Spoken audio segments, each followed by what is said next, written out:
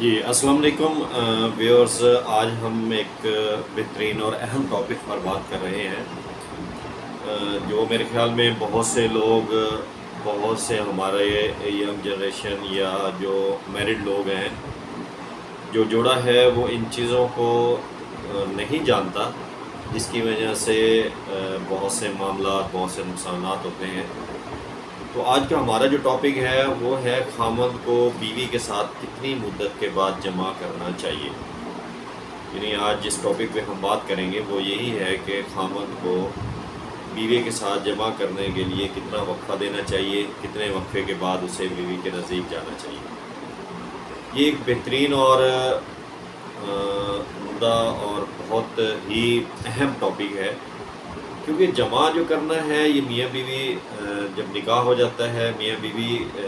کے رشتے میں بن جاتا ہے جوڑا، تو اس کے بعد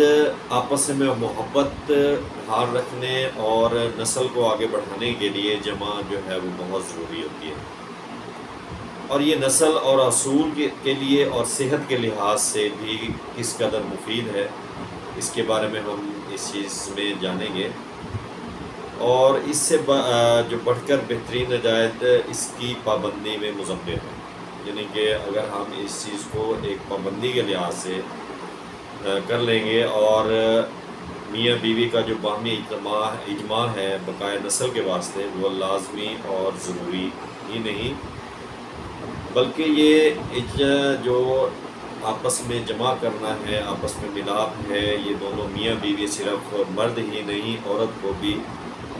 زنا کے زمرے سے بچاتا ہے اور برے فعل سے روکتا ہے، مرد عورت دونوں کو جو ہے نا غلط گناہ کرنے سے باز رکھتا ہے۔ اللہ تعالیٰ نے صرف یہ انسانوں میں نہیں بلکہ جانداروں میں بھی یہ فعل پیدا کیا ہے، اور جملہ جو حیوانات ہوتے ہیں ان کا جو آپس میں ملان ہوتا ہے مادیان میں، تو ایک خاص وقت پر وہ مستی پیدا ہوتی ہے، یعنی کہ جو مادہ جانور ہوتی ہے وہ ایک مخصوص ٹائم ہوتا ہے جس پر وہ مستی پیدا کرتی ہے، جس سے اس کا جو ہم جس نر ہوتا ہے وہ متاثر ہو کر فعل جمع بجا لاتا ہے۔ لیکن انسان میں ایسا معاملہ نہیں ہے، تو انسان جو ہے وہ اشرف المخلوقات ہے، اس لیے اس کی تمام جو زندگی کے پہلو ہیں وہ مختلف ہیں، زندگی گزارنے کے جو پہلو ہیں مختلف ہیں، ان کا جانداروں کے علاوہ رہن سہن، عقل و فہم، ہر چیز مختلف ہے۔ تو اس لیے جو میل فیمیل ہے یعنی کہ انسان ہے، اس میں جو جمع کا معاملہ ہے وہ اس پہ کوئی ٹائم کی پابندی نہیں ہے، لیکن قدرت نے ایک اصول دے دیا، اگر اس اصول پر چلیں گے تو وہ مرد کے لحاظ سے یا عورت کے لحاظ سے یا جو آگے آنے والی نسل ہے اس کے لیے بہت فائدہ مند ثابت ہوتی ہے۔ اس لیے جانداروں کی اگر ہم بات کرتے ہیں، جانوروں کی بات کرتے ہیں، تو جانوروں میں ایک مخصوص ٹائم پہ، مخصوص وقت پہ جو مادہ جانور ہوتا ہے اس میں یہ چیز مستی پیدا ہوتی ہے، جس کو پھر یہ نر جو ہے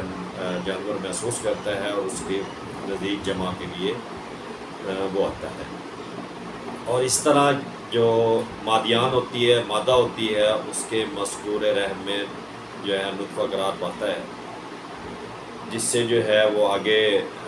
نسل کو برقرار رکھتی ہے۔ تو اسی طرح جو اس کے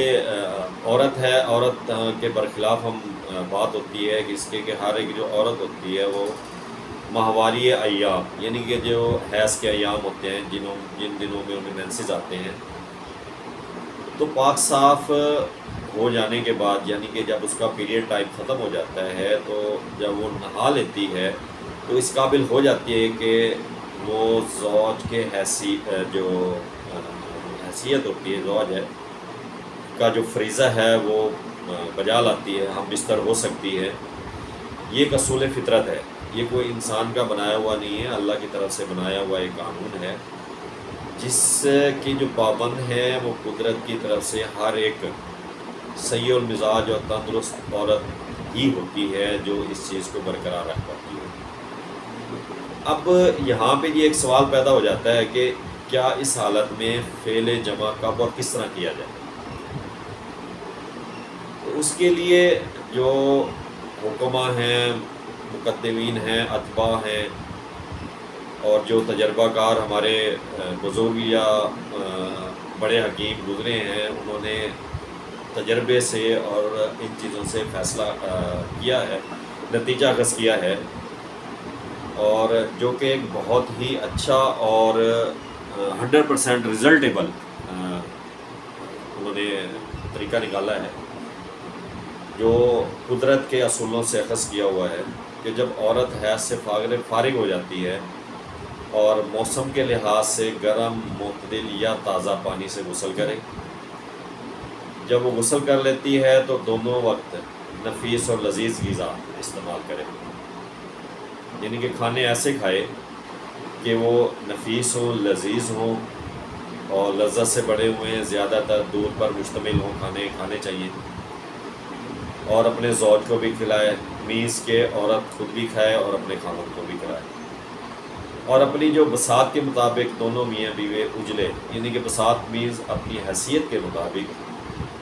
اجلے ہوئے اور صاف ستھرے جو ہے نا وہ کپڑے پہنے، اور موسمی لحاظ سے پھول شول اپنے پہنے، حسب پسند خوشبو وغیرہ لگا لیں، کیونکہ آج کل یہ جو دور چل رہا ہے کہ ہم نے ایک پتہ نہیں وہ ذہن کے اوپر جو ہے نا وہ حص بنا لی ہے کہ بس ہم نے یہ کام کرنا ہے، باقی ہم جو زوجیت ہوتی ہے اس کے لیے عورت کو چاہیے کہ وہ اپنے آپ کو صاف ستھرا کرے، اور جہاں تک وہ اس بساط ہے اس کی جتنی وہ حیثیت رکھتے ہیں اس کے مطابق کپڑے پہنے اور سنگھار کرے۔ اسی طرح مرد کو چاہیے کہ جس دن وہ اپنی بیوی کے ساتھ بستری کرنے لگے تو وہ صاف ستھرے کپڑے پہنے، اپنے آپ کو صاف ستھرا کرے، کوئی خوشبو وغیرہ استعمال کرے۔ لیکن یہ ہمارا سوچ اور یہ ساری ایک اگینسٹ ہو گئی ہے کہ صرف ہمارا دماغ جو ہے نا وہ سیکس کے لحاظ سے کھڑا ہے، باقی چیزوں کے متعلق نہیں سوچتا کہ اصول فطرت کیا ہے، فطرت ہماری کیا چاہتی ہے اور ہمارا اسلام کیا کہتا ہے اس چیز کے بارے میں۔ تو جب عورت حیض سے فارغ ہو جائے، فارغ ہونے کے بعد وہ موسم کے لحاظ سے پانی سے نہا لے، نہانے کے بعد صاف ستھرے کپڑے پہنے، خوشبو لگائے، اور ساتھ ہی ساتھ جو ہے نا نرم اور لذیذ کھانا اسے خود بھی کھائے اور اپنے خاوند کو بھی کھائے، اور اپنے آپ کو، اپنے دماغ کو دنیاوی چیزوں سے، پریشانیوں سے دور کر دیں، تمام جو رنج و فکر ہے دل سے دور کریں، اور ہمیشہ کوشش کریں کہ جب آپ میاں بیوی ایک دوسرے کے نزدیک جائیں، ہم بستری کریں یا جمع کریں، تو آدھی رات گزر جانے کے بعد باسط شوق مینس کہ دونوں اس چیز پہ ایگری ہوں اور خوش دلی سے ایک دوسرے سے پیار کریں اور ہم بستر ہو جائیں۔ اب اس چیز کا فائدہ کیا ہونا ہے؟ ایسی حالت میں جب حمل قرار پائے گا تو اولاد میں خواہ وہ لڑکا ہے یا لڑکی ہے، کیونکہ یہ اللہ کی دین ہے کہ اس میں میل پیدا ہوتی ہے یا فیمیل پیدا ہوتی ہے، لڑکا ہے یا لڑکی ہے، اگر آپ اس طریقے پر چلیں گے تو وہ اللہ کے حکم سے تندرست، خوش خلق اور عمر والی پیدا ہوگی۔ یعنی کہ اگر ہم قانون فطرت کے مطابق چلیں گے، حیض سے فارغ ہونے کے بعد، نہانے کے بعد میاں بیوی خوشبو لگائیں، صاف ستھرے کپڑے پہنیں، آپس میں پیار محبت سے رات کو آدھی رات گزرنے کے بعد ایک دوسرے سے ہم بستری کریں، ہم بستر ہو جائیں، تو اس چیز سے جو حمل ٹھہرے گا اور اس سے جو پیدا ہونے والا بچہ ہے، خواہ وہ لڑکا ہے یا لڑکی ہے، ایک تو وہ نیک پیدا ہوگا، تندرست پیدا ہوگا، خوش خلق ہوگا، اور ساتھ ہی وہ عمر والا پیدا ہوگا، چاہے وہ لڑکی ہے یا لڑکا ہے۔ اب یہ سلسلہ جو ہوتا ہے وہ تقریباً پہلا ہفتہ آپ نے جاری رکھنا ہے، یعنی کہ یہ جو سلسلہ ہے مقاربت مواصلت کا، یہ تقریباً برابر پہ ایک ہفتہ جاری رہے، اور اس کے بعد مرد اور عورت جو ہے نا وہ ایک دوسرے سے جدا ہے۔ یہ نہیں معاملہ کہ بس شروع ہو گیا چلتا رہا کام، نہیں، اس سے کیا ہوگا، پھر وہ جو آنے والی نسل ہوگی اس پہ جو ہے نا اس کے برے ایفیکٹ پڑیں گے، جس سے وہ بچہ کمزور پیدا ہوگا، کیونکہ جو حمل کا ٹھہرنے کا عمل ہوتا ہے، عورت کے حاملہ ہونے کا جو وقت ہوتا ہے وہ پہلا ویک ہوتا ہے پیریڈ کے ختم ہونے کے بعد، کیونکہ اس میں جو حمل ٹھہر جانا ہے، اس کے بعد باقی جتنی آپ کوشش کرتے رہیں گے اس میں حمل نہیں ٹھہرے گا۔ تو اس لیے جو ماہواری ختم ہونے کا یا مینسس ختم ہونے کے پیریڈز جب عورت نہا لیتی ہے، نہانے کا جو درمیان میں 5 سے 6 دن ہوتے ہیں، تو وہ بہت امپورٹنٹ ہوتے ہیں. اس کے اندر عمل بہت جلدی ٹھہرتا ہے، اس میں 80 90 to 100% چانسز ہوتے ہیں کہ عمل ٹھہر جاتا ہے. تو اس لیے پہلا ہفتہ آپ اس کام کو جاری رکھیں، اور اس کے بعد جو ہے نا مرد اور عورت ایک دوسرے سے جدا رہیں، یعنی کہ آپس میں مقاربت نہ کریں. یہ قانون قدرت کے مطابق ہے، یعنی کہ غسل طہارت کر لینے کے بعد جب یہ ہوگا. اور یہ تندرستی بچے کے لیے بھی ہے، اور جو عورت حاملہ ہو رہی ہے اس کے لیے بھی یہ بہتر ہے. اس کی بھی صحت صحیح رہے گی، وہ بھی تندرست رہے گی. اگر معین وقت کے بعد جو آپ کریں گے تنومند اور صحت پر اولاد پیدا نہیں ہوگی. اس کے برخلاف جو ہے ایام طہارت کے ایک ہفتے بعد متواتر جوامہ اگر کرتے رہیں گے تو یہ بے سود ہے، کیونکہ ان ایام میں نطفہ قبول کرنے کی صلاحیت رہتی ہی نہیں، بلکہ سراسر جہالت اور نادانی ہے، اور یہ صرف اور صرف شہوت رانی پر مبنی ہوگی، جو اصول طب اور قانون قدرت کے خلاف ہے. لیکن حضرت انسان کا جو عمل ہے وہ نرالا ہی ہوتا ہے، ہمیشہ اس کی کھوپڑی اندھی ہے، وہ اسرار قدرت اور راز حکمت کو نہیں سمجھ پاتا. اس لیے عقل و دانش اسی میں ہے کہ ہم قانون قدرت کو سنبھالیں، سمجھیں. بلکہ ہمارے ارد گرد جو جانور ہیں، جانوروں کو اگر آپ دیکھیں گے کہ اگر وہ ان کے پورے 1 ایئر کے اندر ایک دفعہ ان کا یہ معاملہ شروع ہوتا ہے، اور اسی کے دوران ہی نطفہ ٹھہر جاتا ہے، اور وہ جو مادہ جانور ہوتی ہے وہ حاملہ ہو جاتی ہے. اس لیے انسان کو بھی اللہ تعالیٰ نے قانون فطرت کے مطابق طریقہ بتا دیا ہے کہ اگر حیض آ جائے گا، حیض سے عورت کے اندر کا بالکل واش ہو جاتی ہے، صاف ہو جاتی ہے، اور اس کے اندر نطفہ ٹھہرنے کا جو عمل ہوتا ہے، قبول کرنے کی جو صلاحیت ہوتی ہے وہ بہت زیادہ بڑھ جاتی ہے. تو اس لیے اگر ہم قانون فطرت کے مطابق رہیں گے تو انشاءاللہ اولاد بھی ہماری نرینہ ہوگی، صحت مند ہوگی، عقل مند پیدا ہوگی،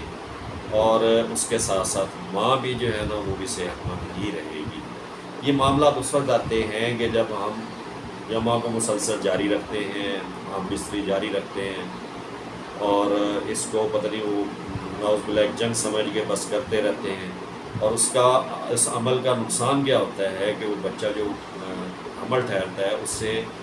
ماں کی صحت کو بھی نقصان پہنچتا ہے، اور جو بچہ پیدا ہو رہا ہوتا ہے جو حمل ٹھہرتا ہے اس کی وجہ سے جو بچہ ہوتا ہے وہ بھی کمزور پیدا ہوتا ہے، وہ بھی اس کی صحت جو ہے وہ کمپلیٹلی صحیح طرح سے نشو و نما نہیں کر پاتی. تو اس لیے اللہ تعالیٰ کی بنائے ہوئے قانون پر عمل کریں، اور اس قانون کے مطابق اپنی زندگی گزاریں گے تو وہ ہمارے لیے فائدہ مند ہوگی. تو ہمارا چینل لازمی سبسکرائب کر لیجیے گا تاکہ ہماری جو آنے والی ویڈیوز ہیں وہ آپ تک پہنچتی رہیں. اپنی دعا میں یاد رکھیے گا. السلام علیکم.